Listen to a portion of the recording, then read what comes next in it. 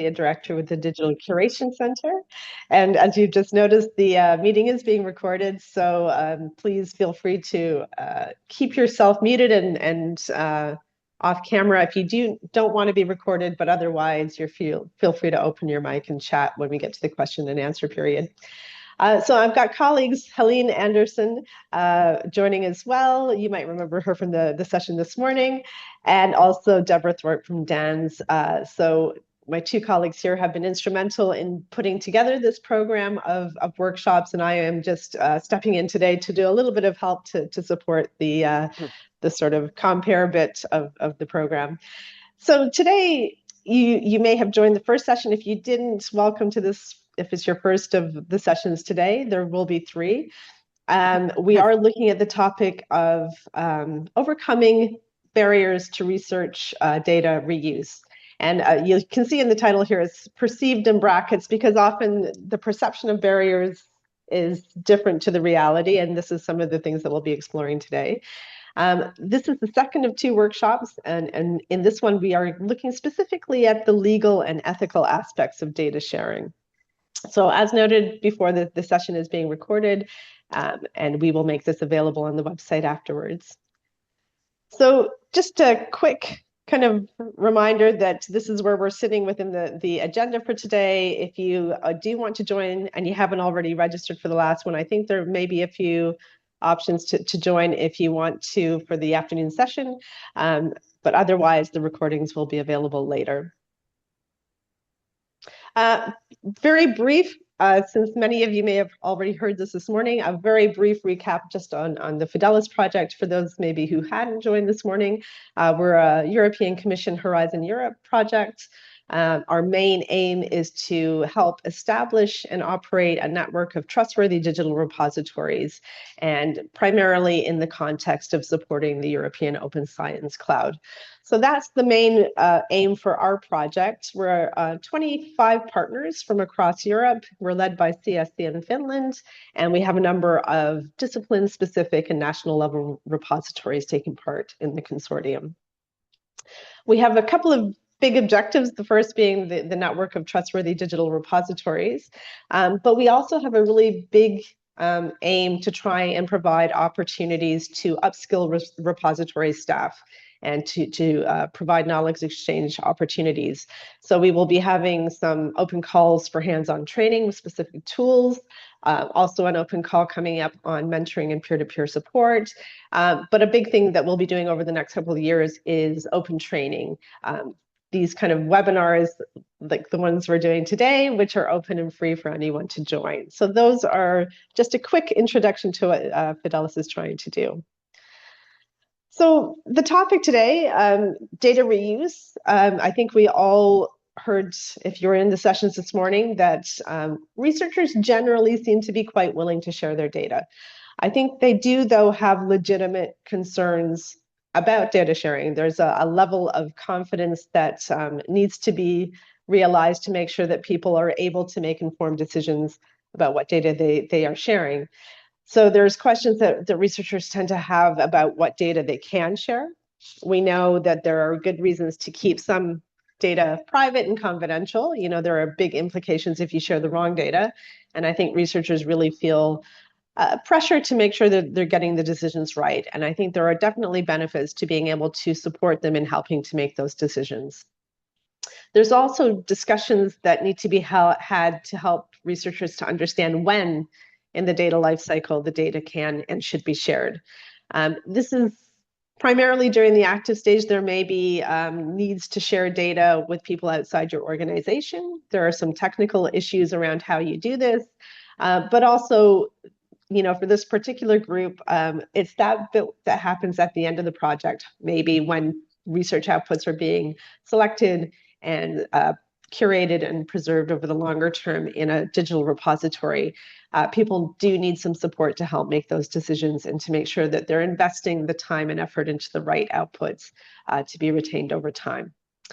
There can be some questions about who they should be sharing their data with. Some, you know, funders are increasingly moving towards as open as possible and as closed as necessary as being the mantra. But again, open data is one great thing, and we'd all love to be able to do as much as we can to provide open and fair data.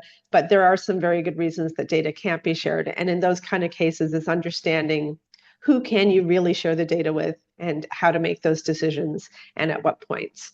And the last point is also quite critical, is how do you share the data? So during the active stage, it may be using institutional systems or external platforms or research infrastructures. But again, for the longer term accessibility and reusability, it's likely going to be the data repositories that have the biggest role to play. So that's the sort of context of what we're hoping to delve through a little bit today. Obviously, we're really keen to hear what kind of role the repositories can play, but understanding that in the context of the bigger picture, knowing that a lot of these decisions happen at the earlier stage of the life cycle and within the institutional context. So we will have 3 speakers today who will help us to kind of explore some of these aspects in a little bit more detail. The first of the 3 speakers that we will have today are coming to us from University College Cork in Ireland. So we've got Aoife Coffey and Padraig McAgan. Hopefully I've got that right again. And they will be talking to us about data reuse within projects and beyond, the role of researchers, data stewards, and repositories. There will be some time for questions and discussion afterwards. And then we will have the second 2 speakers kind of picking up. So I'll introduce the second 2 speakers when we get to them. But for now, I think I will hand over to Aoife and Padraig.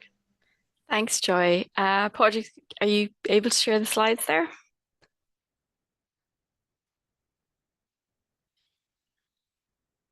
Okay. Slides should be appearing any moment. Yeah, that's looking good. Great. Okay. So I'll get started. So as Joy mentioned, we're based in University College Cork. Both myself and Padraig would probably consider ourselves institutional data stewards. So we are based within the library. We provide support across the whole of UCC. And just to give you an idea of the scale, there's really only 2 official sort of data stewards within UCC. There's potentially at any one time about 3,000 researchers and 4,000 active research projects. So some of what we talk about here is about managing our own capacity and resources to make sure that we can support our research community in the best way possible, make good decisions around the ethical legal frameworks they're working within, compliance with those, but also opening up their data to the potential for reuse within their own projects by improving the quality of the contextual information and the documentation they're producing, but also as an output from the project as a fair and open data set, or as a fair but closed data set. So if you want to move on the slides there, Padraig. So I suppose first is just to kind of preface this with, compliance isn't optional. This is something that, you can't just give it a nod and a wink towards as a researcher. You have to comply with the relevant legal and ethical standards when handling their data. So I suppose, thinking about that from the researcher perspective and trying to reduce friction for our researchers, we come from the ethos that compliance should be an enabler. So if you are compliant, it is enabling your research, it's enabling your research journey, but also is enabling of data outputs at the end of the project and data reuse. Very much our experience is that if you do not plan early in the project lifecycle for reuse, either by your own project group internally within the institution or as an output of the project, as a fair output of the project, it's not going to happen. In this kind of ecosystem, and even within our own research data management policy, it very clearly states that researchers hold the primary responsibility for compliance. I'm going to talk a lot about checklists in this presentation. And I suppose the way we use checklists is they don't replace researcher responsibility or accountability, but they just support it. They're a scaffold to that. It's an enabling tool. And our role as data stewards is to help researchers translate policy into practice, to facilitate that compliance, and checklist is a vehicle that we have found useful to do this. So why checklists? As I mentioned, there's just two of us within the institution. We have a lot of researchers to support, and we found that this is a way to help them think independently of us, but also when they're coming to us with queries, they have a framework within which to place it. So we see the checklist as preventative of issues in the future. Another reason to use checklists is they can be a little bit less intimidating than a formal data management plan. They're an operational tool. They're a first step into this, especially if you're dealing with maybe early career stage researchers or PhD students who are very unfamiliar with the research data lifecycle and the RDM planning process. A checklist can be a little bit of an easier step in for them. Primarily, I suppose what we're looking to do through these checklists is to operationalize research data management, but also within that, the legal and ethical requirements surrounding data. And to capture, I suppose, as much data management information in that checklist before we jump off into a formal data management plan. So it allows the data stewards and the researchers to kind of have a dialogue, to think through essential compliance tasks without being mired in a very narrative document, which is what some data management plans can become. So through the checklist planning process, what we're looking at is identifying the data types, surfacing the need for consent for fair data sharing, clarifying any IP, copyright, or ownership or data sharing agreements that people might have in place, determining if there is what licensing would be used for any primary data outputs, but also if there's any licensing considerations around secondary data that's being used within the project. Build in reuse planning throughout the project process, either as sharing with collaborators, and that could mean looking at our IT platforms and how that's going to be shared internally within the project to make sure everybody has appropriate access at the right time and ensuring that's not a barrier, but also as an output at the end of the project. And ultimately, I suppose that what the checklists do is build a body of information that can go into a formal data management plan. You're creating these documentation trails throughout the project that ties everything together, starting with the checklist, moving into the data management plan, potentially into a DPIA or ethics application or data sharing agreements. So kind of building that documentation trail throughout. Next slide, please, Bodrick.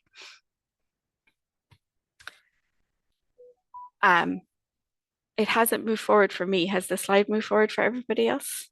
Oh, no, it has. Sorry. Yeah. It's just a bit of a delay.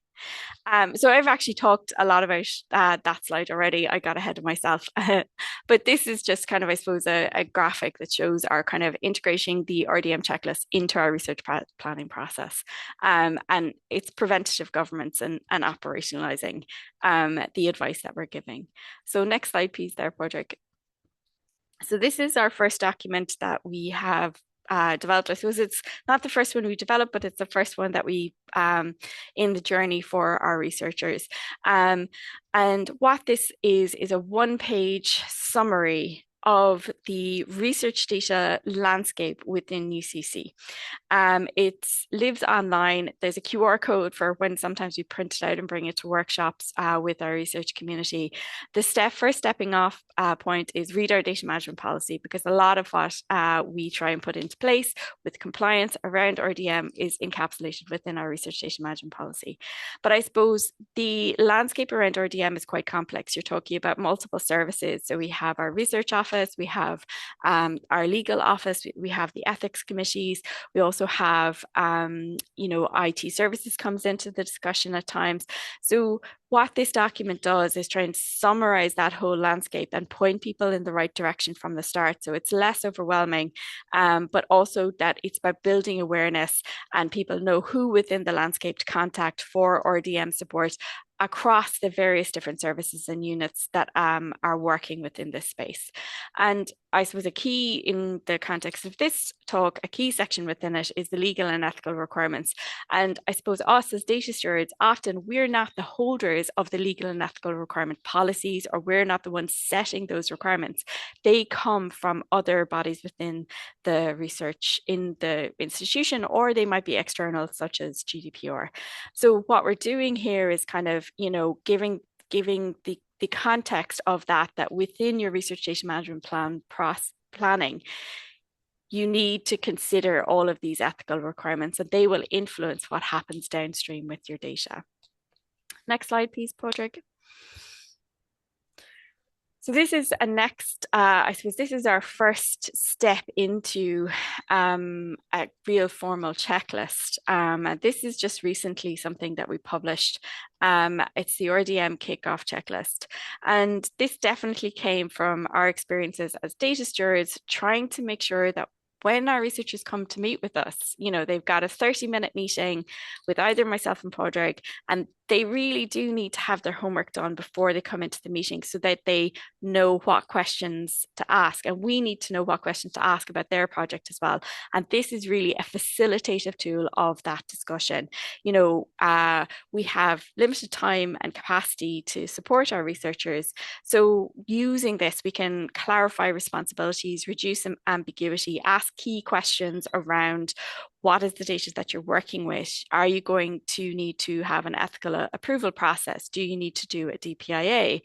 Are there other potential features of the data, such as copyright or even file sizes? This is something that we really need to get a grip on, is if people are working with very large file sizes, such as we find often in geography, actually, but also in genomics, there aren't necessarily immediately easy repositories that those data can go into in some cases, because of the volume of data that people are producing. And it also creates issues for sharing internally within the project with project partners. So, if we know early in the process that you're working with very large file sizes, you need to share it with somebody in Germany or in France or in America or wherever, we can talk to IT services about how that might be facilitated and what exactly we need to put in place for the project itself. I suppose specifically as a data steward, what the checklist helps you to do is lead structured conversations, identify early risks, ensure that funder and fair compliance can be built into any data management process from the beginning, support team-wide adoption of good practices. So again, those big consortium projects, if we get like early input and early consensus on what the process is, what the data is, through using a checklist like this at one of the very early meetings and just working through it, we find that we get better outcomes at the end. We can also embed review and monitoring mechanisms for the team themselves. We won't be able to do that for them. We don't have that capacity within UCC, but people can put reminders into their calendar. Oh, we need to check in with our DMP. Like, has all of the information gone in? Are we updating it regularly? And again, I suppose rather than jumping into a document that is very narrative, requires a lot of text, working through the checklist just is a bit less intimidating. Next slide there, please, Padraig. This is the first checklist that we developed, and actually Debs, who's one of the organizers of this session, was involved in the development of this in the early days. And this came directly from experiences within UCC where people were losing data regularly on projects through not, I suppose, there were preventable losses. It was not necessarily like a technical failure, but just poor planning around transition points in research projects. And those transition points don't always happen at the end of a project. They can actually happen throughout the project, because you have, PhD students finishing, postdocs moving on to different roles, RA contracts finishing, or PIs retiring or moving on to different institutions. So at these different transition points, there's vulnerability in the data. And what we want to ensure is that the data is transferred from individual accounts before they are deleted, that we're clarifying ownership and responsibility, that we're ensuring documentation and metadata are complete before people leave or before projects are kind of winding up, that there's compliance with the data management plan, with retention policies, but also any legal and ethical considerations. Because I suppose if there is these kind of zombie files wandering around in UCC without clear ownership, or their context has been lost, that actually creates additional risk for the institution. So we really want to kind of try and close that process down. And this is actually in use quite heavily in medicine and health, where we have medics and doctors who are working within the hospital system doing research projects in collaboration with UCC or as part of a course within UCC. And often those are quite short term. And one of the managers of one of those programs within medicine and health finds this really useful to make sure that data doesn't go wandering at the end of those projects or get lost, or the contextual information is maintained within UCC. Next slide, please, Padraig. So I'm going to wrap up there, and Padraig's going to continue on to talk about, I suppose, one of the compliance issues, which is the care principles. But I suppose data reuse is becoming central to research practice. As Joyce said, more and more funders are looking for fair and open data sets. And I think that what we're hoping to do in UCC and what we're moving towards is that legal and ethical compliance are enablers rather than barriers to reuse, because actually some of the criteria that you need to put in place to have legal and ethical compliance mean that you can have a fair data set out at the end rather than locking everything down. So our checklists clarify responsibilities, embed compliance early, support collaboration as well in those big research groups so that people are talking early and in an ongoing way about their strategies, and enable trustworthy repositories, or enable depositing into repositories at the end of the project as a fair output of that project. So I'll hand over to Padraig there now for the next part of the presentation. Thank you, Aoife. To follow on there with these core messages, I suppose, of clarifying responsibility, embedding that compliance and supporting collaboration amongst the other essentials in the checklist, we can recognize the need that there is then for when researchers are working with data that goes beyond just fair. As data stewards, we must do more than just providing the service, that the data is well looked after, and this includes people and purpose that lie behind the data and research projects. We need researchers to follow those legal and ethical requirements, but we also, in certain cases, need to bring in care principles for Indigenous data governance. So the care principles for Indigenous data governance is an area that we're working on at the moment. I'm Dr. Padraig McKagan, Research Data Steward here at UCC, and I can be contacted here on patrickmckagan@ucc.ie or researchdata@ucc.ie. Okay, so when thinking about our principles for fair data and care, it's important to share the importance of sharing. It gives us a chance to make shared inclusive futures. And in the digital age, we can bring together the community that is researched and the researcher, where no longer do they have to be siloed. So data can be shared over and back through electronic means through the World Wide Web. Collections of data or digital objects can now be shared on websites with a lower barrier for sharing. Songs can be shared through online media players, and advancements in science can be published openly and in tandem with the needs of communities who are constantly having to assert their rights. Asserting rights now has even more importance where power differentials are repudiated or where the historical contexts have now changed. Long gone are the quintessential days of the researcher wandering into the field to document exotic tribes of people who had no connection to the research. Instead, communities that are the subject of research can now be part of the open data movement to figure out their collective benefit alongside the researcher on the data that is produced, to have the authority to control that data and what happens to it, to make the researcher responsible for what happens and for making sure that things are done ethically. So people and purpose are front and center of the care principles agenda, where the needs and the expectations of the community are influencing the research before ever the researcher is even thinking about what to collect or how to go about that work. So we're seeing examples of care across the world, and it's being normalized with research and in communities. But even before care was introduced, we already had some examples where this is happening already, where communities wanted to share their digital assets in meaningful ways in post-2000 digital turn. They were controlling their own narratives and being able to respect their cultural ways by harnessing digital tools and data in a way that best suited their needs. For example, the Dene is a First Nation community in northern British Columbia in Canada, collaborated with scholars from University of British Columbia for decades before they had their objects and cultural artifacts digitized. With the advent of the World Wide Web, of course, the Denizah community was able to bring their stories and their artifacts to the world by developing a website alongside researchers in UBC. The Denizah hit upon a particular problem with sharing their data with the world. Their Dreamer's drum contained visions that were painted on and were not supposed to be shown in public. Collaboration enabled a way to respectfully show some of the drum without damaging cultural ways that were important to the Denizah community.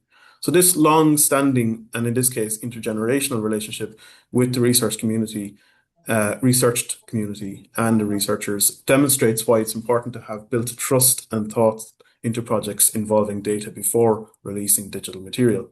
As part of CARE principles, the collective benefit was put first with the Denizah community, alongside the authority of the community to control that data, the responsibility of the researcher as well, and the ethical process. And in the ethical process, researchers that use CARE seek to minimize harm and maximize the benefit to the community itself. So in Ireland, we have begun the process of seeing what could CARE principles bring to Irish communities. So for example, the traveller community, a traditionally nomadic community that is recognised as an ethnic minority now, are the most researched community, and they see little benefit of it, of the research that has been carried out. We hosted a webinar in May last year.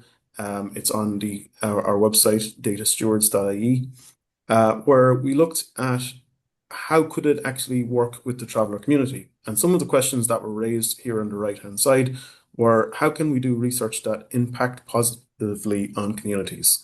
How can we do research without using dominant perspectives, constructs, and terminologies? So flipping the script, basically.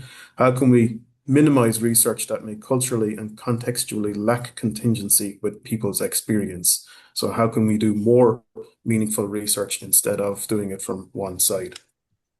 So this is the current work in progress. And in a way, we can see a similar pathway to enabling CARE in much the same way that FAIR has been enabled. And that's from my own personal opinion. I see this first through advocacy and commitments by stakeholders, like who does actually want to be involved from these communities. And then this reaches all the way up to policy level over time. So on the diagram on the right, you can see just some of the ways that CARE can be enacted. There's memorandums of understanding, there's iterative consent, there's proof of consent in data management plans before the research is carried out.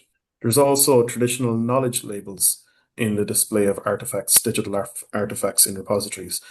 For example, to show if metadata is not complete in a record, or if the community themselves would like to collaborate on a digital artifact to construct it in different ways. Time included for relationship building and relationship agreements are also very important areas that can be developed. So some of the examples where we can see how the community and researchers have been doing successful work on the path towards CARE are projects such as the Rebel County Traveller Archive, and you can access that through rebelcountytravellerarchive.ie, which is an Omeka or Omeka archive of thousands of photographs from the traveller community in Cork. The process of song collecting is another area where massive improvements could be made and where we can learn from mistakes of the past when dealing with culture. Genome advancements, while potentially controversial, have enabled the traveller community to be given status, and the Library of Congress subject headings have been modified to give more detailed description of local traveller-specific vocabularies. So in these examples that were shared with us, it made a significant contribution to how we think about research with the traveller community and how we might enact CARE in the Irish context. So in conclusion then, FAIR and CARE, they help us to enrich our shared humanity. They enable meaning making and shared understanding when we think about people and purpose. We must advocate for these and think beyond the page consistently. Reuse is only as good as the work that we put into planning beforehand, and none more so than in CARE principles approaches. Checklists can help remind us of the responsibilities, collaborations, long-term sharing, and potential for interconnectedness that makes all of this happen. Thank you very much, Margaret. Great, thank you very much. That was an excellent talk from the two of you, and I think the approach you're taking at UCC, it certainly is getting a lot of interest. I think several people in the chat have been requesting access to the checklist, and it certainly does seem to be a really good way to sort of do triage level identification at the earliest stage of the research, and then to try and direct people to that more specialist support across the institution as needed. So I'm just going to check to see if anybody has any questions. We have about 10 minutes before the next speaker. So if anybody would like to ask a question, feel free to put it in the chat, or you can raise your hand and ask directly.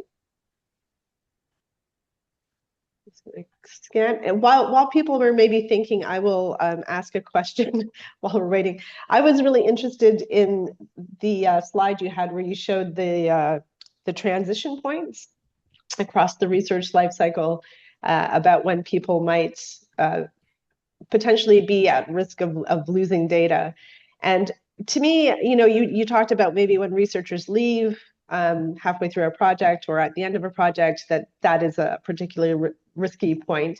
And I'm just wondering, how does the transition point work? Do you have very good join up then with the HR system? So how would you be notified to know that somebody's leaving a project, or do you just rely on the researcher maybe telling you that they're moving on? So I suppose we're entirely reliant on the researchers themselves at this point. I suppose this is something that has been identified as a particular issue within UCC because IT services are very quick to delete people's accounts, and with that goes kind of their OneDrive. That was a particular problem that we had.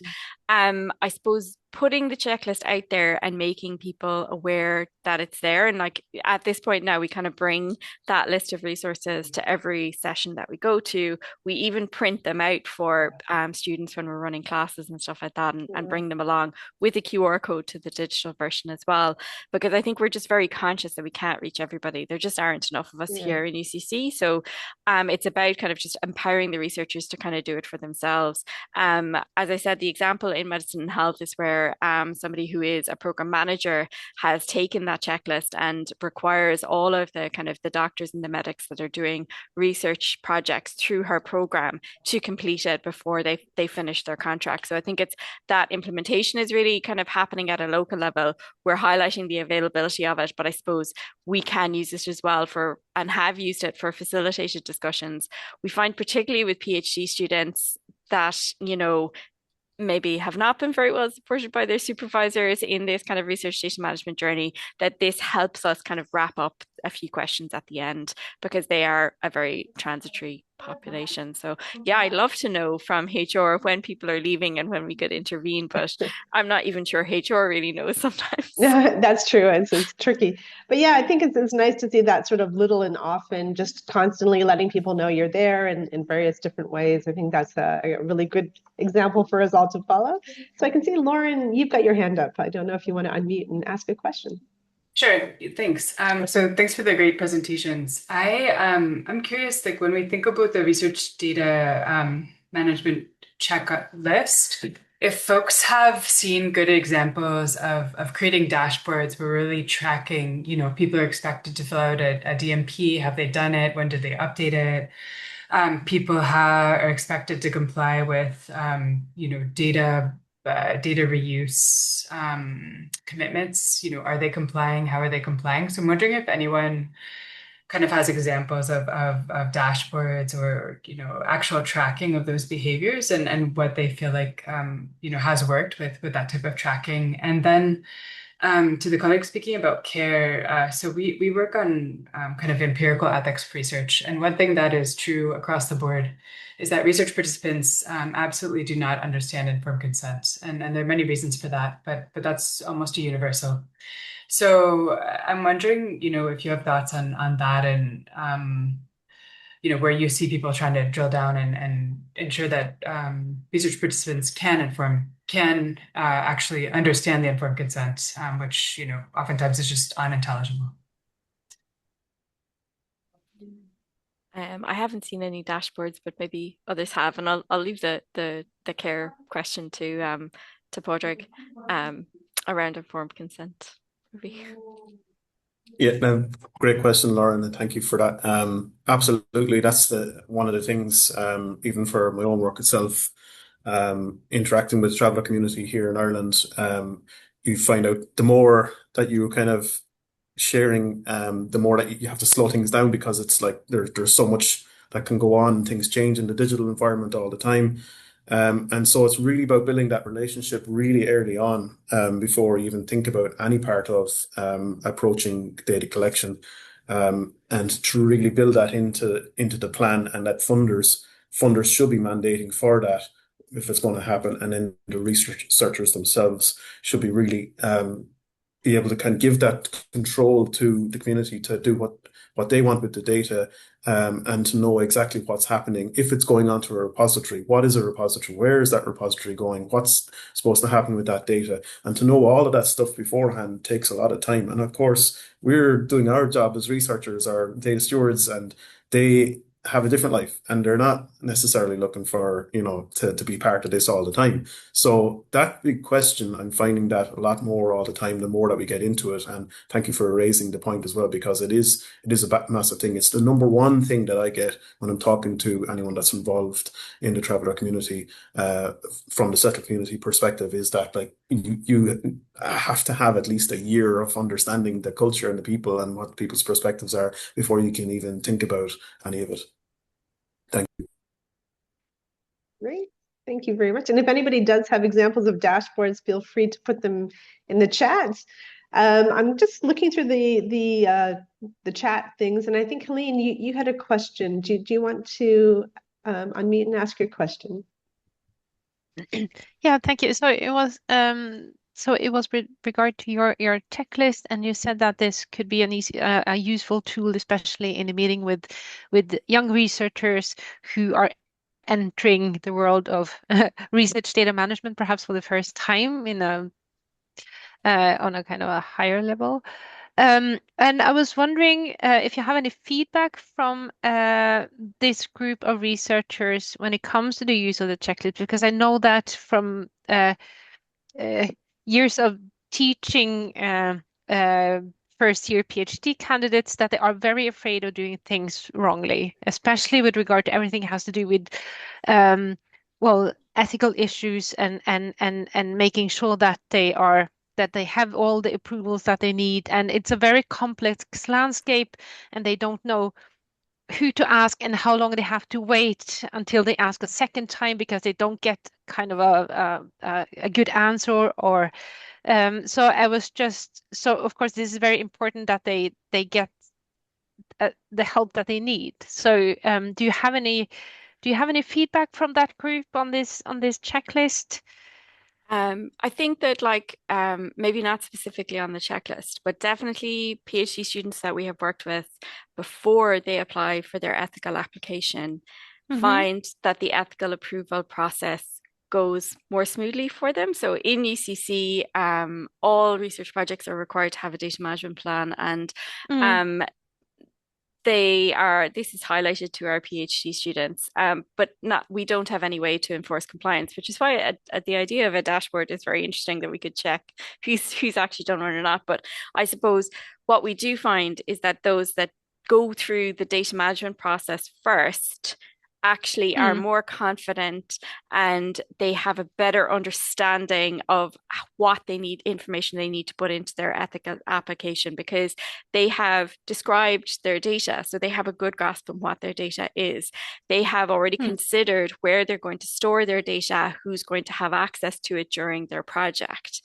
They've thought about the aspects of fair sharing, and can I share this as an output of the project, and what implications does that have for the data that I'm working with, and what would the workflow look like, so that when they go to ethical application, sometimes they've already answered some of the questions through the data management process, but they have a much better understanding of what their data is, and they have a better kind of ability to describe that data in the ethical approval process. Whereas if they go straight into the ethics application, often we get a call then because the reviewers have flagged their workflows aren't appropriate, they haven't thought about access, they're not clearly describing their data, so they get pushed back into the system again.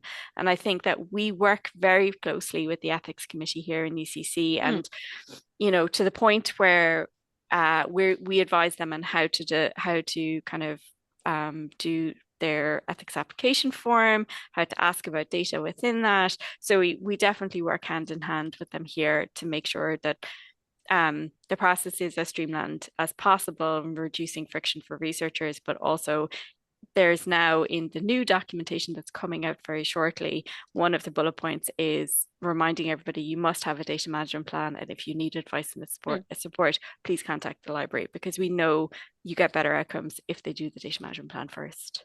Does that answer your question? Yes, great. Thank you. Thank you very much. Yeah, thanks very much, Aoife. It's great to hear that you work so closely with the ethics board, because I think that can be a huge problem area. If you've got one group saying lock it all down, don't share anything, destroy it, and another group saying share everything. If the messages aren't harmonized, it can be very confusing. So it's great to hear that you're working together. So I'm just looking through the chat, and we do have a question from Hannah. I don't know, Hannah, if you would like to ask it, or if you'd like us to ask it on your behalf. Well, yes, I can ask it. I tried to write it pretty clearly, but because the IA have been really hot topic now, I'm just wondering, do you have any thoughts from IA perspective, and especially because it's legal and ethical challenges? I think it would be really interesting to hear. What do you think about this? And should this be part of the checklist? It should. Yeah, absolutely. I suppose the issue that we have is that AI, the development of AI, the kind of proliferation of AI tools has outstripped our legal and ethical policies within the university, but also nationally and at a European level. So I think we're in this space where we're kind of struggling to catch up with what exactly is appropriate use of AI within research and translating that into good guidelines for our researchers. So I 100% think that AI should be included across our research data management guidance in the checklist and everything like that.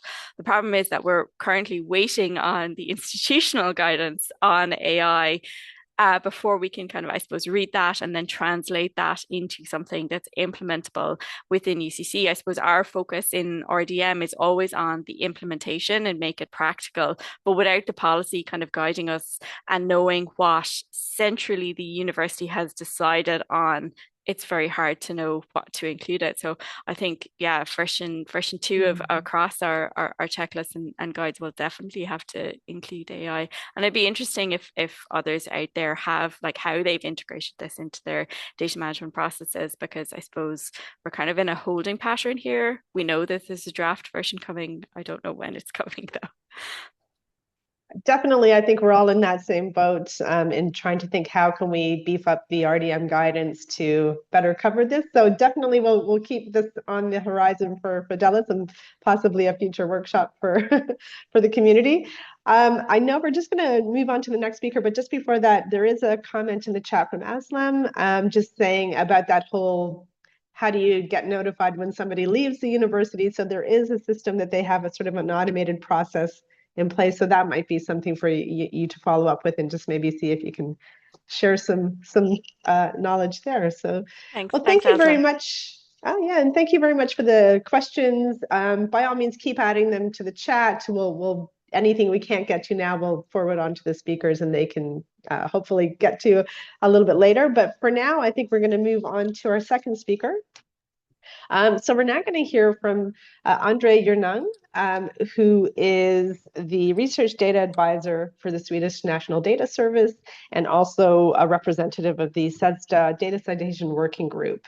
And Andre is going to give us an overview of a resource that has been put together by the SEDSTA group, and it's a data citation guide. And I think the key thing is really to think about how this guide might be strengthened in relation to legal and ethical aspects of data reuse. So I know Andre is keen to get your feedback in the discussion after this session, but for now, I think we will hand over to you, Andre.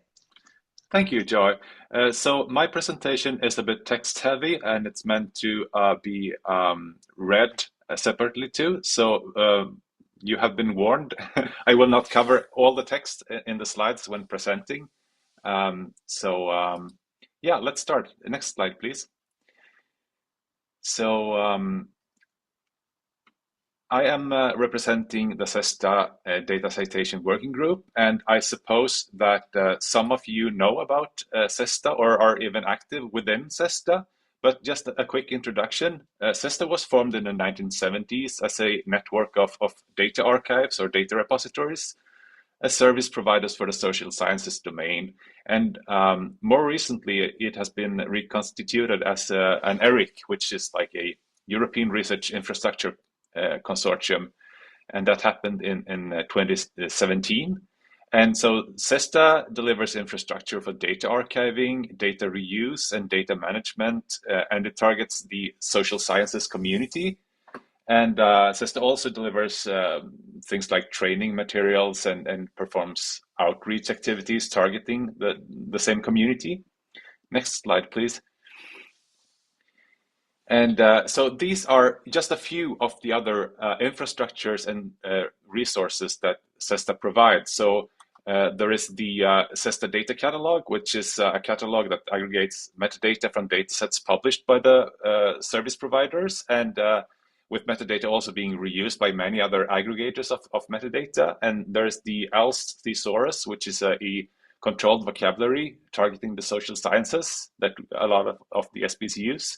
And there's the CESTA Resource Directory, which is an index of various resources produced by or suggested by the service providers, such as guides or software or policy documents, presentations, and so on. And there's also a lot of guides. So there's, for example, the Data Management Expert Guide, which is a guide for RDM practices targeting social science researchers. And there's the Data Archiving Guide, which is targeting staff who are working or just started working in a data archive, a data repository. And we also are working on something called the European Question Bank, which is making survey data searchable using question-level metadata. So you can find, for example, the same kind of question in different survey data. Next slide, please. And so I'm here today to introduce the CESTA Data Citation Guide, and it has recently been created in its first version by the CESTA Data Citation Working Group. I see we have at least one member of the group attending. Hello, Thomas. There are quite a few of us working in the group. And so the goal with this guide is that data should be cited as valuable source materials and independent research outputs. And that is to ensure transparency, reproducibility, recognition in research, and also, of course, the chain of accountability that comes with using or reusing research data. It tries to target multiple stakeholders within the scholarly ecosystem. And I pasted the link to the guide in the chat. And there's also a QR code there if you're quick enough. Next slide, please. And so there are quite a few resources already addressing data citation. So why is there a need for yet another resource? And there are already many good and pioneering resources. For example, the Force 11 recommendations, the various outputs from the Research Data Alliance working groups, such as the data granularity and the data citation working groups and so on. There's also some EOSC outputs that are pretty good. But a lot of the materials are quite STEM oriented, and it's sometimes it's also targeting communities that already are quite good at citing data to make them even better. So and there's also often like a single stakeholder focus, so it might be targeting only researchers or authors themselves. But we want to stress that data citation behaviors is shaped by the whole research ecosystem, and many stakeholders influence the ecosystem together. And so the guide kind of aims to be ecosystem oriented and tries to raise awareness about how do you affect data citation as a stakeholder. Next slide, please. And so these are our general goals. So first, we need to identify what is actually needed to cite data in a good way. And we want to make stakeholders do the right thing to make sure that data gets cited. So no matter if it has been produced by the author or the researcher, or if it's reused, or if it's just referenced, or if it's restricted data or open data, or if it has some other restrictions for reuse.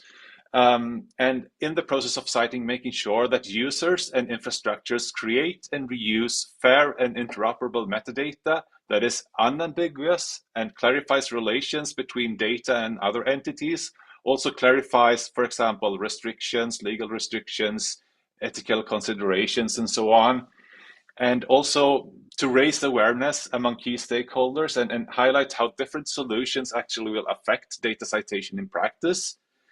And also, this is a bit of a cliche, but we want to encourage cultural change. And we believe that cultural change within the research domains are mainly incentive driven. So we want to look at like incitements for making it possible that research data may be treated as valuable and independent scholarly outputs, and giving recognitions to the people who collected or created the data.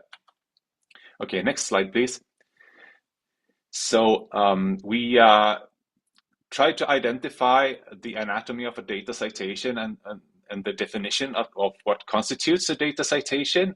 And we think that it should be a formal reference to the data themselves, and that it should appear in text or in the reference list, just like other scholarly sources, because it's not the same thing as a data availability statement. It does not replace citing data, even though you can cite data within a data availability statement. And we identified 6 core components. That is the author, title, year, version, publisher, and a PID, if there is one. And there are also additional components, of course. For example, there may be domain-specific IDs and numbers and so on. Next slide, please. And so this is just an example of data citation in practice. So we have the core components highlighted in yellow and the additional components highlighted in gray. And these are examples using the APA 7th edition reference system. Next slide, please. And so in the first version of our guide, we targeted 6 stakeholder groups. And so they are data repositories or data archives, authors themselves, mainly researchers, journals and publishers, research performing organizations such as universities, etc., and research policy and strategy development entities. They may be funders, or they may be political entities, and also ethics committees. So different stakeholders really require tailored recommendations because they come from different viewpoints. And so we tried to focus on, the core components of citing, on interoperability and fairness, on reproducibility, and raising awareness. And we think that data citation requires both technical and cultural solutions. Okay, next slide, please. So I know that many of the in the audience are working with or in data repositories. So I'm going to spend a bit more time on this slide because these are some of the stakeholder recommendations. And so data repositories should provide consistent infrastructure that makes it easy to cite data published in them with metadata that is correct and representing what's actually there, including conditions, restrictions, etc. And they should allow versioning and access to older versions of datasets to allow transparency and reproducibility for citations of older materials. Because if it's gone, you can't go back and verify the results of the same study, for example. And they should provide downloadable metadata files for reference managers and pay close attention to what metadata goes where in the various reference file formats. And I'm talking about file formats like RIS or BibTeX and all that, the things that you can import into your reference manager, because they are often a source of error and confusion. And repositories should also provide structured metadata in generic formats. So, for example, schema.org JSON-LD or DKIT AP or some domain-specific metadata standards, where things such as restrictions and reuse conditions are clearly defined and can be read by many actors. And they should also make sure that if they use PIDs, that any metadata changes will result in updated kernel metadata in the PID system. So for example, if they use DOI, they should make sure that all the metadata that's actually changed locally also gets pushed to the DOI metadata entries, because they will also get reused by many actors out there. And if they're wrong, that incorrect metadata will get replicated by others. Next slide, please. So this is targeting authors and researchers a bit more simply. So they should cite the data themselves, no matter if it's your own data or data that you reused. And just citing, associated articles or that in turn describes data is not sufficient. You should cite the data itself if it's citable, and a data availability statement is not a substitute for citing. And you should include all the core components, and you should also, if possible, cite replication material such as software or workflows and all the information that possibly could make someone reproduce your results with the data that you cited. Next slide, please. And so this is a tricky stakeholder. It's the journals and publishers, and they wield great power within the research ecosystem. But we think that they should allow or even require data citation in the list of reference, the normal list of references of the publication. And they should not just allow authors to describe the data within the data availability statement, because among other reasons, text that's in the data availability statements, they will not get picked up by indexing in the same manner as reference lists will. And so a DAS only policy from the journal will be gatekeeping data sets from things such as scientometrics and indexing. And so that's an incentive blocker, because data will not be counted as other materials will be that's cited in the reference lists. And so they should also encourage publishing data as independent dataset publications with PIDs and so on, and they should discourage supplementary files. That model is often problematic because it does not treat the data as independent objects, and so it will not create metadata describing the data, it will not be indexed, and so on. Next slide, please. And so these are the research performing organizations such as universities and so on, and we think that they should promote data citation internally in their guidelines and policy documents and so on. They should recognize data sets as independent research outputs that can be connected to other scholarly objects. And they should also integrate metadata into indexing, such as their local CRIS systems and output tracking, because that will also help in not just seeing the data as a valuable research output, but also keeping track of its provenance. Who is responsible for this? What has been reused and in what manner? And it is that in line with what we should do as a university, for example. And so next slide, please. And so policymakers, we think that they should require data citation in their policy frameworks, and they should make the benefits of citation explicit, that it should be expected of the researchers to cite their own data and cite others' data. And they should encourage structured reporting of data outputs from the RPOs themselves. So for example, let's say national research output indexing and so on should take data into account. And next slide, please.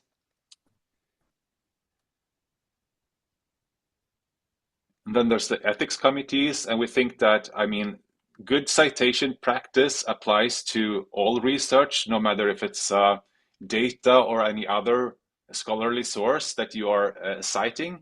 And even restricted data sets, of course, should be citable. And that sometimes requires a bit of work. So you may have to create a restricted data publication, or you may have to do something else just because you can't just describe it in general terms. That will not be a data citation. And we also think that they should address data citation in data management plans, for example. Next slide, please. So we also suggest improving and expanding the guide with some other stakeholders, and these are some of the suggestions. And so, for example, data holders, they may be hospitals or universities or cultural heritage institutions and so on, and they are the entities that are legally and ethically accountable for the data. They may be allowing or not allowing access to the data. They are often decision makers, and they are critical for the long-time transparency of the research process and reproducibility. And they are also important for data governance and making the provenance of the data clear. And they also are keeping the links to physical objects, to undigitized materials, or to research subjects as individuals themselves. So they may keep that information if it's needed. Next slide, please.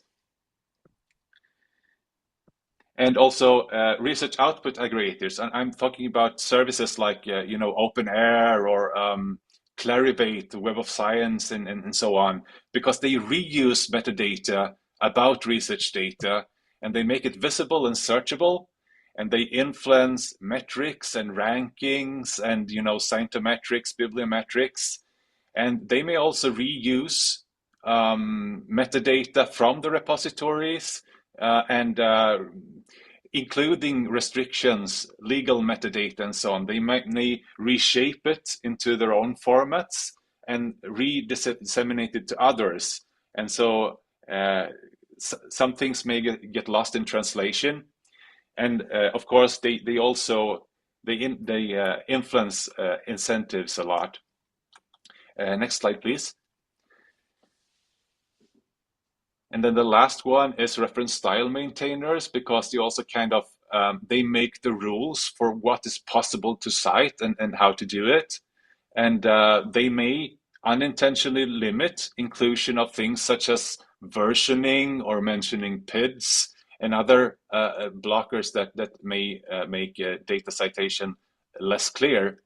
And they are also, of course, very important actors. Next slide, please. And so these are the kind of the discussion questions or the feedback that we would like. So which issues and stakeholders do you believe should be addressed? And what recommendations would you prefer to include if you could? And did you notice something that you disagree with that perhaps should be revised? And yeah, there's the link, and it's in the chat too. Thank you. That's my presentation. Hey, thank you very much, Andre. That was a really good overview of the guide, and it does look very useful. So I think we'll all be checking that out. I'm just going to go to the chat. There were a couple of discussions going on while you were talking. Some general great praise for the guidelines from Philip, and a note of some additional recommendations from Tromso. So worth checking those out as well. There's a question, I think, from Helene in the chat that maybe is worth picking up. And I think it kind of goes to your point about the culture change and the fact that you've got great guidelines and things to try and help people to do the right thing. But how can you go about making that kind of transition between guidelines and getting people to actually put them into practice? Do you have any views on how that could be done more effectively?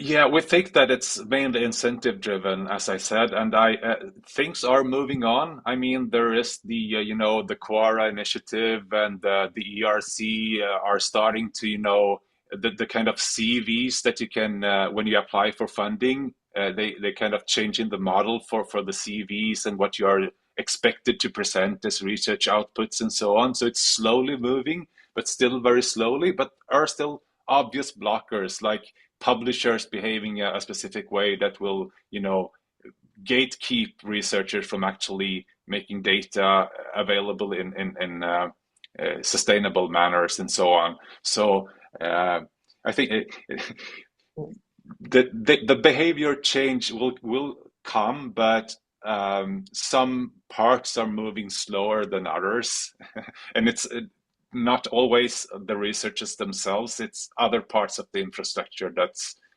keeping them from moving, advancing in this regard.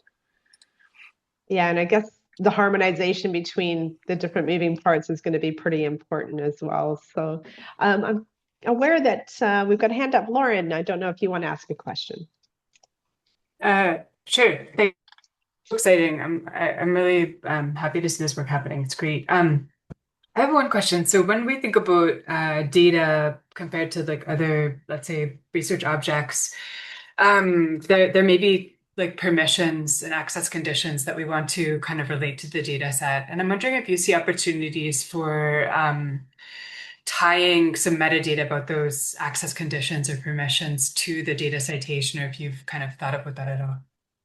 Yeah, I think this is mainly a limitation of the reference styles and what they allow, but these are things that are usually packaged in something like a restriction statement or a licensing statement in the metadata, which is also quite confusing because there are different legislation in different countries, and I mean the license part is usually suited for intellectual property rights and things like that, but there may be entirely different restrictions that cannot be effectively expressed in a lot of the metadata standards of today.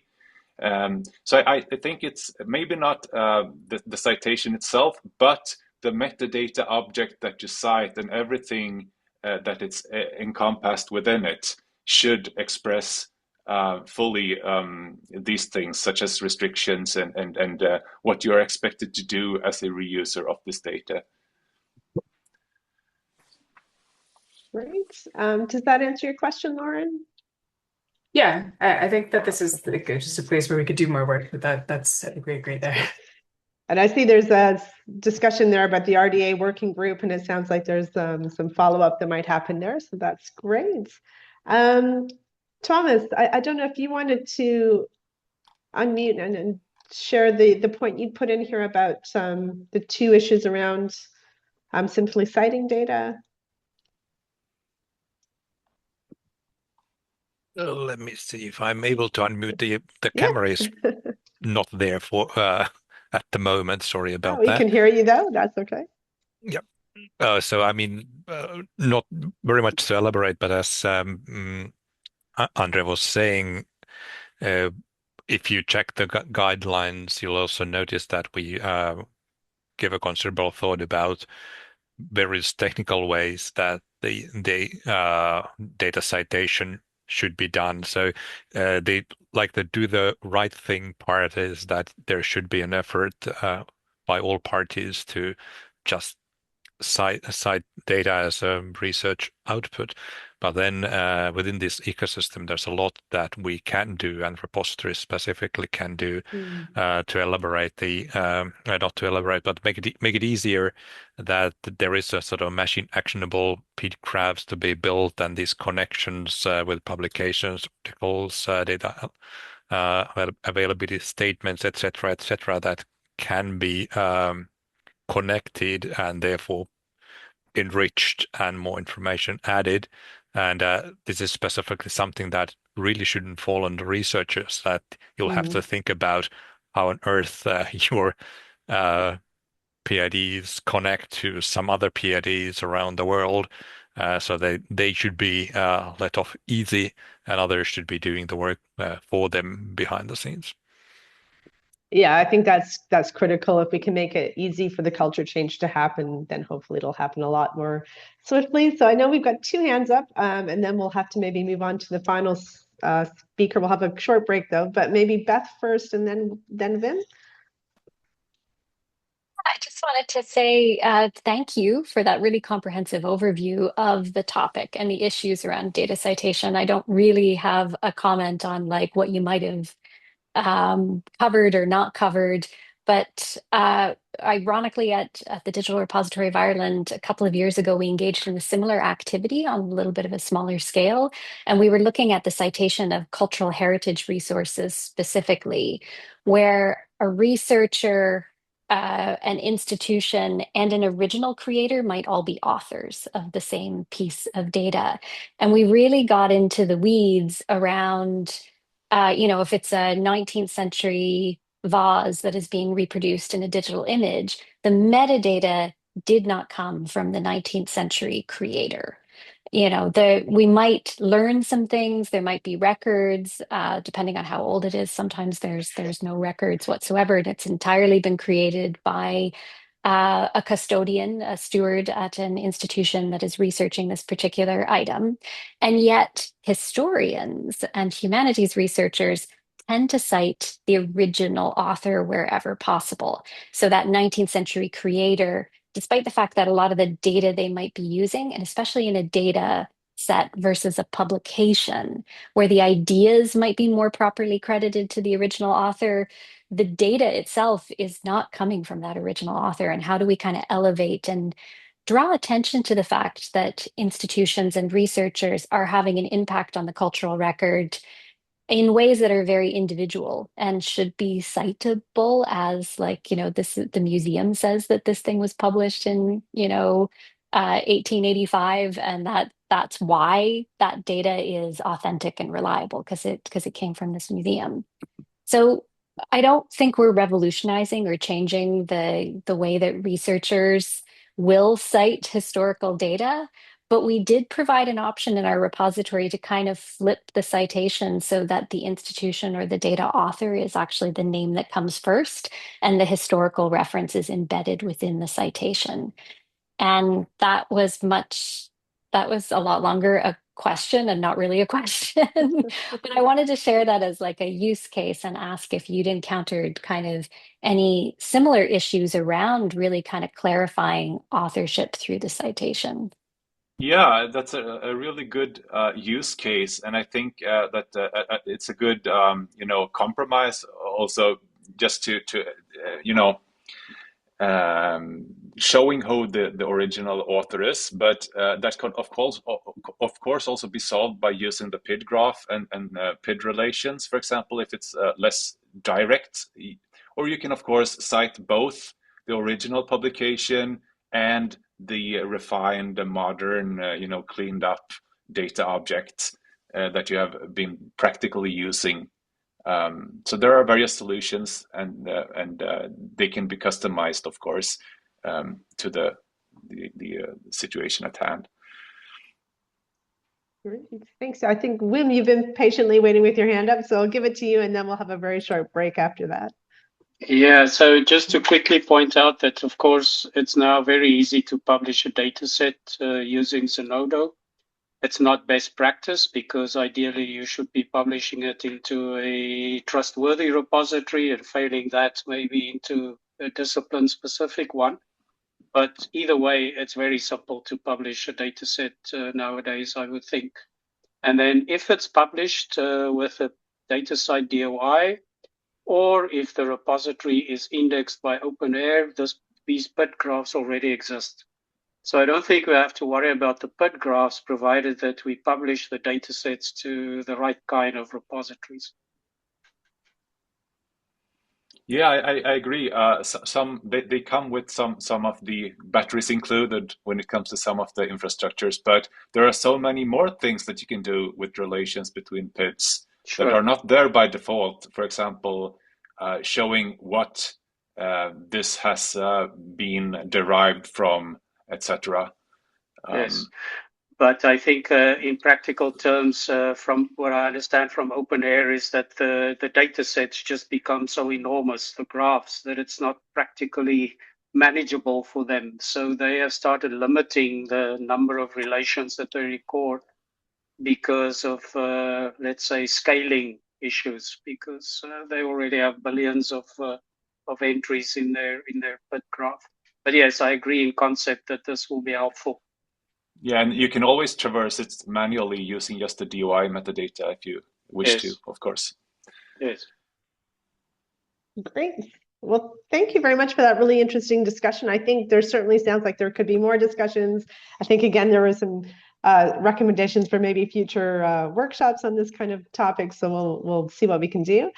We do want to give you just like 2 to 3 minutes to have a quick comfort break, and we'll transition to our final speakers. So if you can be back here at the awkward time of 12:48, that would be very great. And then we will get on to our final speakers. So I'll just take a 2-minute break and we'll come back in a few minutes. We'll go ahead and just get back onto our final speaker. So I hope you had a very short, quick chance to stretch your legs.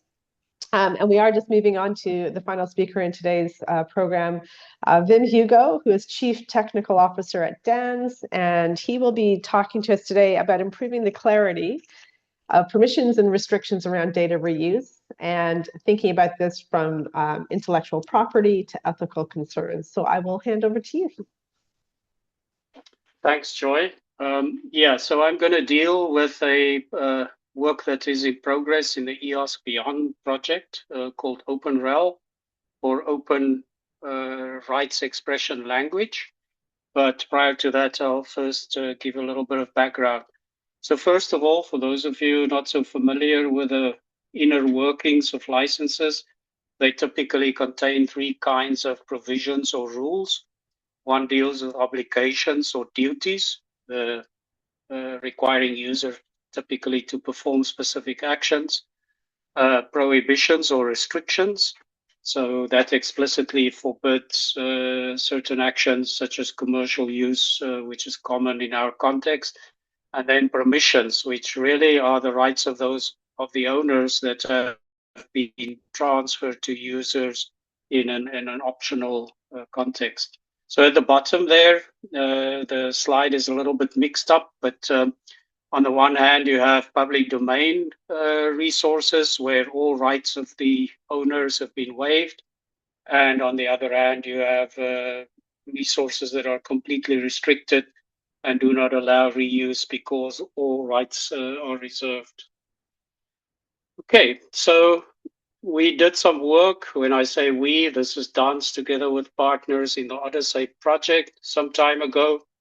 And I'm just providing a brief summary there, because what we came up with is that we probably, in addition to the typical license provisions that one encounters in Creative Commons licenses and the like, you would like 4 new license provisions at a minimum.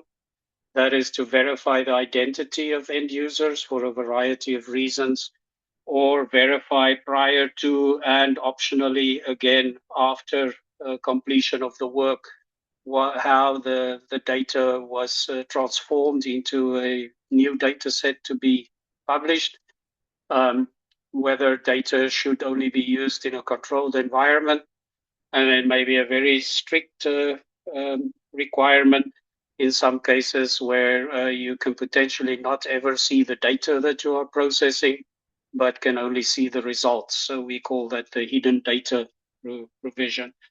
And on the right-hand side, those little settings icons, the green ones indicate that we thought it possible to evaluate these automatically, but the verified application one is a bit more complex and typically you would need human input. So more about these thoughts are contained in the reference at the bottom there. So we started calling licenses that included combinations of these additional provisions managed access licenses. And this is quite important from a perception point of view, since these data sets are not really restricted. If the access conditions and the reasons why or why not you could gain access to the data and use it for your own purposes are clear and cannot be modified in an ad hoc way after you have requested access to the data, then it's not really restricted in the sense of the word as we use it today. So managed access for us is a more precise description of these additional provisions that we've identified as potential licenses, and they fit in between free culture licenses and licenses that are heavily restricted in terms of what you can do with them. Now, the other work that feeds into our current efforts in the EOS Beyond project is an earlier work package that concluded at the end of last year that looked at digital rights and the landscape they were operating in. So a comprehensive review was produced. The DOI is available there, but there's also a reference at the back of the presentation. So we compared the kinds of digital rights management that was possible with a whole set of existing resources, the Open Digital Rights Language, or ODRL, CCRL, which is the basis of the Creative Commons licenses, MPEG 21, rightstatement.org, and whatever was available via metadata schema, such as DataCite or schema.org. We also looked at alignment of assessments of fair and care. And from that process, we identified ODRL as a suitable technical foundation for use of rights encoding in EOSC, but not necessarily covering all the things that need to be expressed. So that was the conclusion from this review.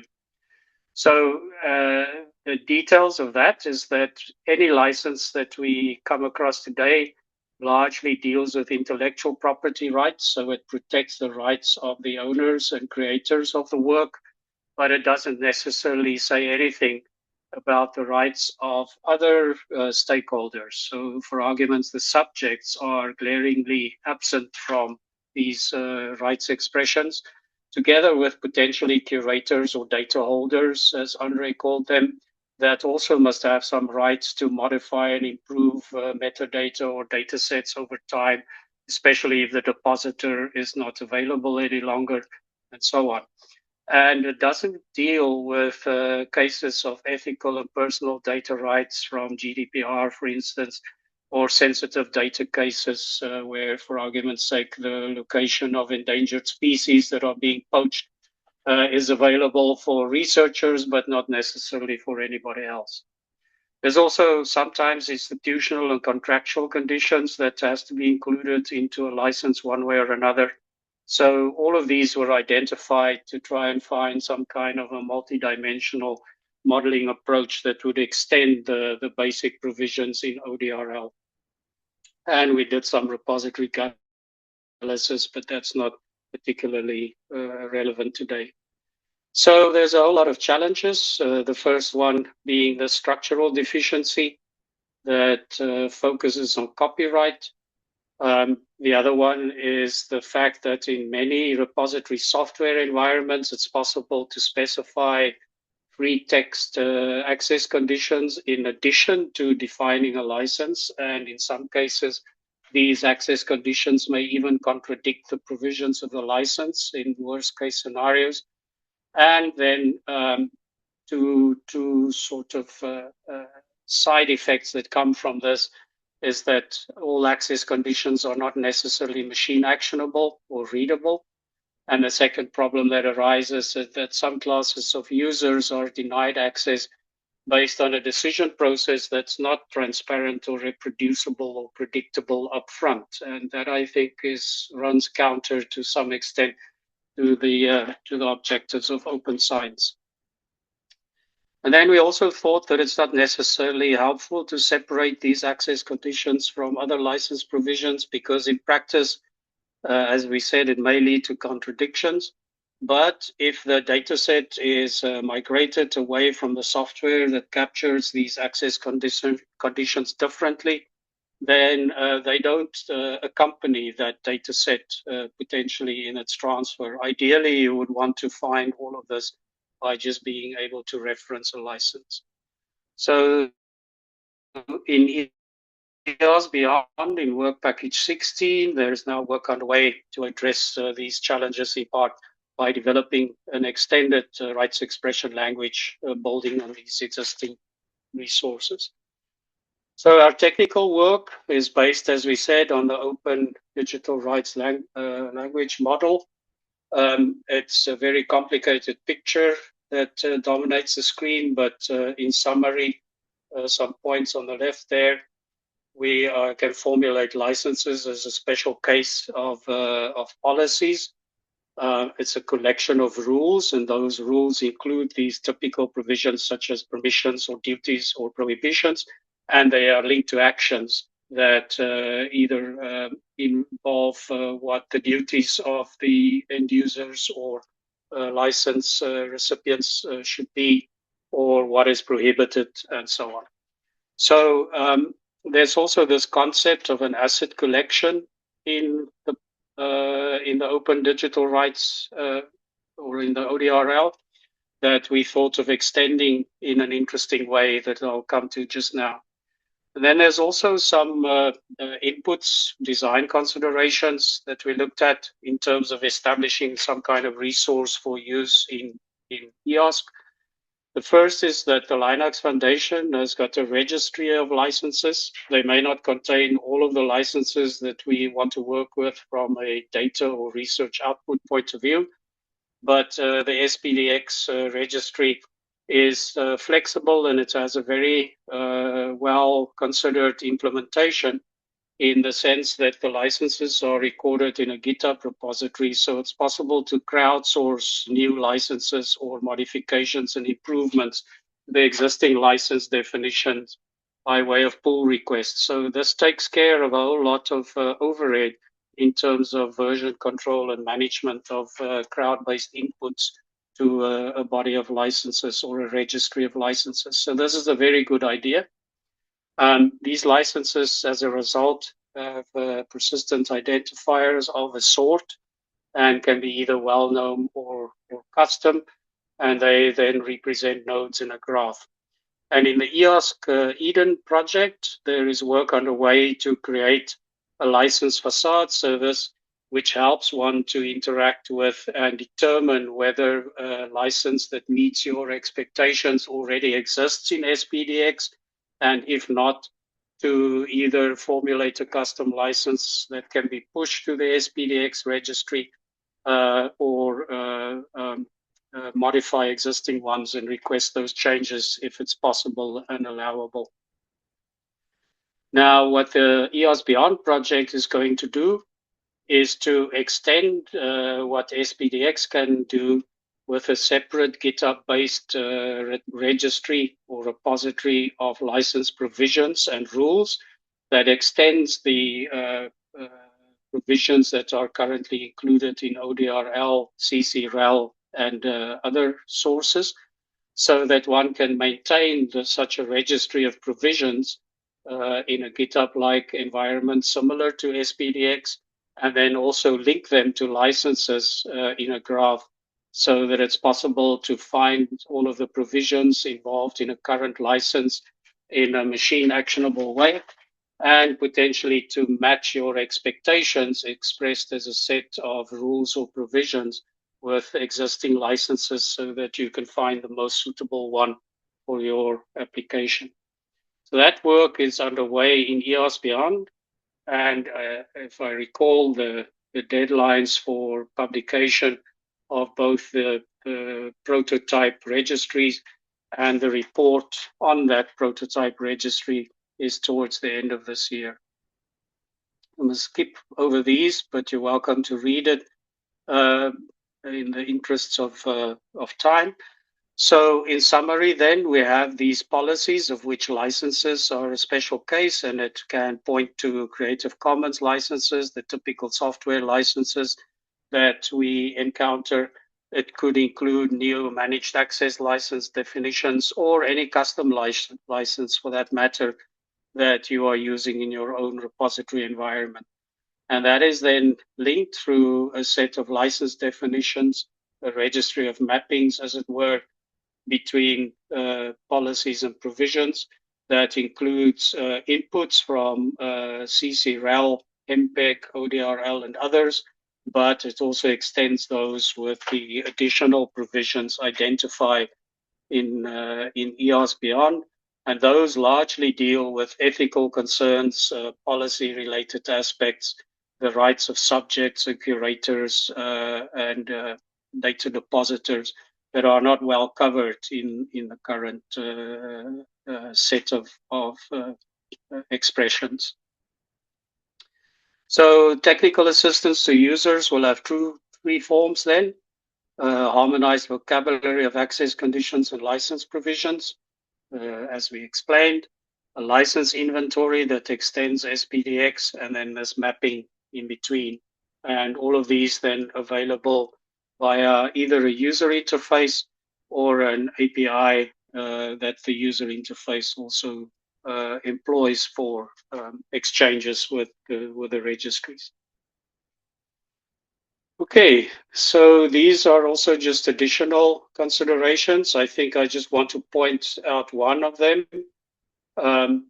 So the asset collections that are linked to licenses is probably the best way to model aspects such as disclosure risk categories that we often encounter in repositories, where a certain license applies to a certain category or collection of data resources or other research outputs that have certain disclosure risk attributes or characterization. It's not a good idea, in principle at least, to assign a special license just to an asset, because that leads to a proliferation of license definitions, which is not that ideal. But on the other hand, in reality, there are already infrastructures in the health sciences, life sciences, that use this approach and determine a set of provisions linked directly to the asset, to a data set, for instance, because each data set can and should have in their use case its own set of provisions. So it doesn't exclude this, but I think generally speaking, one should prod users towards reuse of existing defined licenses instead of creating multiple ad hoc ones, if it's at all possible. So we've talked a little bit about EOS Beyond. I'm not, again, going to go in detail into this, but both the license and provisions registries will be based on GitHub. So we'll be providing software to take care of the pull requests and synchronization on behalf of end users to make sure that it's a painless exercise to add to or recombine license provisions into new ones. And by the end of the project, these will be demonstrators that will be at technology readiness level 5 or 6. The rest of this are just examples of existing knowledge bases that are quite similar in how their UIs will be defined. There's already one that was created in Faircore for EOSC for the PID knowledge base. So behind the scenes or under the hood, they all work the same. So it's typically what they look like. And a similar example exists in the RDA knowledge base that uses much the same approach to provide and present knowledge base-like information. There's the references if you want to, and thank you. So happy to answer questions. Great, thank you very much, Ben. That was a really interesting overview and lots of stuff to look forward to coming out of the EOS Beyond project. So we'll keep our eyes peeled for that. There's a couple of comments and questions in the chat that, Andre, I don't know if you want to maybe start with yours about SPDX. Yeah, I mean, it's not really a question, just a comment, but this model that you have presented is, I mean, it's a lot better than just saying that situation is complex. Please read the license.txt file. But even so, SPDX is very software heavy, software focused. So yes, I think we should try to populate SPDX also with new licenses that are not there, and also perhaps curate the available selection of choices that an end user will be presented with, because some of the things are not relevant for the actual channel you're using for your data, for example, if it's Yes, no, exactly right. So SPDX is deficient because it was designed for the software community. So, I mean, in the worst case, we request to add data-centric or research output-centric licenses to the SPDX registry, and our pull requests are rejected. So in that case, we'll have to make another plan. But our first inclination is not to duplicate a resource that already exists, because the other licenses might be of use to repositories or our infrastructures from time to time. So we want to avoid a situation where there's more than one, let's say, canonical reference for all the licenses that we use. So yeah, I think that's our first intention, is to extend SPDX if we can. Right. Thank you very much. There's a question, Philip. I don't know if you want me to ask it or if you'd like to unmute and ask your question. Yeah, it's just maybe a question of clarification. Thanks. So it's about I think if I understand you correct, the approach you have for licensing, it includes kind of what traditionally is managed in two items in many repositories, like a deposit agreement and then the end user or data reuser license. Yeah. Is that right? Yeah, but actually that might be included if one wishes to do so and the provisions have been registered correctly. But the focus is more on the typical access conditions that currently, for instance, in Dataverse, which you are as familiar with as I am, it's possible for depositors to write text that says, we must first figure out what you're going to use the data for before we provide access. Now, we want to enable machine readable encodings of those kinds of access conditions. And then things like curators might have slightly different rights for the same data set as an end user. An end user obviously cannot modify the metadata, but the curator might be allowed to do so. So one would want to aim to distinguish those kinds of nuances in the provisions. Yeah, so currently, for example, at our repository, these things are regulated in different policies. So I think that would be good to have a kind of unified approach to it. Yeah, and just to, sorry.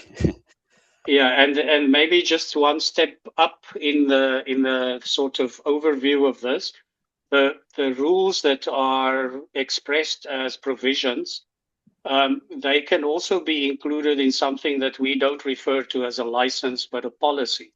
Yeah.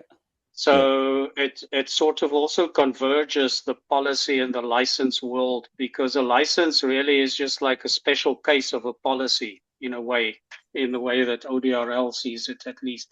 And I think that's helpful, because if we could use exactly the same encoding for the same provision, whether we are compiling a license or a policy, that would also already be very helpful. Yeah, and just a small comment to support Andres' suggestion to include more licenses in SPDX. Yeah, I totally agree. For example, there are there are some nice Clarion licenses, and they are, as I know, not included yet, and that would be good to have more non-software based licenses. Yes. So just in practical terms, EOS Beyond is going to create, let's say, new licenses in SPDX for some of their use cases. So they may not get round to all the licenses that are of interest to our community, but because it's a crowdsourced process, it's possible using the software and the interfaces, the UI, to go and register those licenses, for instance, on behalf of Clarion, and then link them to provisions if one wishes to do so. Yeah, thanks. Great. I'm aware that we're just a few minutes before the end of the session. There is a recommendation from Lauren in the chat about maybe joining up. So I'll leave you guys to maybe follow up on that together. But for now, I just wanted to wrap up the session because I know some of you will be going on to the final session today. One last thing before we go, I did want to promote an open call that's coming up from Fidelis later this week. So we have an open call for mentoring and peer-to-peer support that will be opening up. Some of the topics we've been looking at over the course of today will be things we're looking to get people to apply to share. There's going to be a webinar on this on Friday. So if people are interested, we would encourage you to register and join us for that webinar. And the only other thing I wanted to point you to is the fact that if you are joining us for the final workshop today, it will start at 1:45 CET, and you will have the link to do that from Anya. Thank you very much.